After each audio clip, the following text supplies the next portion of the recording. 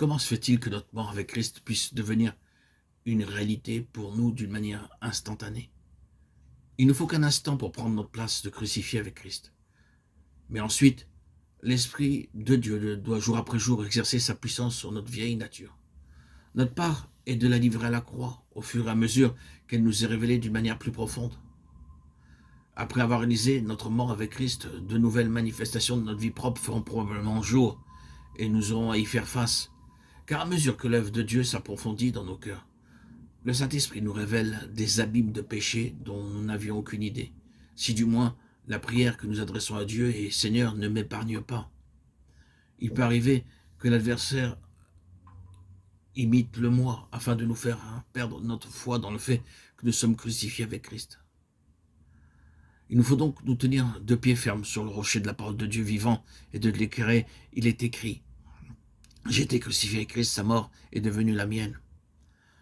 Remettre toute trace de vie propre, réelle ou apparente au Saint-Esprit, afin qu'il s'en occupe lui-même et refuser d'avoir quoi que ce soit à faire avec cette chose. Croire que Dieu délivre maintenant en face de toutes les apparences contraires et se cacher en Christ sur la croix, à l'abri de l'ennemi, comptant sur la protection du sang du calvaire. Le Seigneur n'a pas promis de faire de nous des pierres. Par l'union avec Christ en sa mort, nous sommes délivrés de notre égoïsme, de notre susceptibilité, de notre moi blessé, de notre ego, mais pas de notre sensibilité à l'égard de notre prochain. Dorénavant, nous verserons des larmes pour les autres, mais nous n'en verserons plus parce que nous sommes lésés. Quelque souffrance que nous ayons à endurer, nous ne nous en offenserons plus et ne riposterons plus comme nous en avions l'habitude. Cependant, nous ne deviendrons pas insensibles à la souffrance, mais nous verrons la main de Dieu dans tout ce qui nous arrivera, sachant que toute chose concourt à notre bien. Romains 8, 28. Si Christ a souffert, étant tenté, et s'il fut tenté comme nous en toutes choses, Hébreux de 18, 4, 15, nous ne cesserons certainement jamais d'être tentés nous-mêmes. Galate 2:20 nous donne le secret. Je suis crucifié. Christ vit en moi.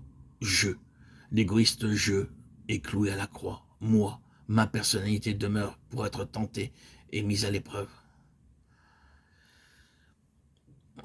Nous pourrions nous poser la question, que signifie donc être sans cesse livré à la mort, de Corinthiens 4, 11.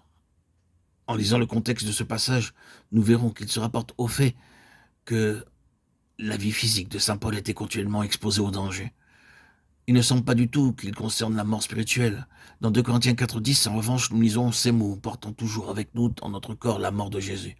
Et ceci décrit la vie crucifiée qui résulte de notre acceptation des déclarations de la parole de Dieu concernant notre mort avec Christ, alors que l'Esprit Saint nous conduit de jour en jour dans une conformité plus grande avec la mort du Seigneur.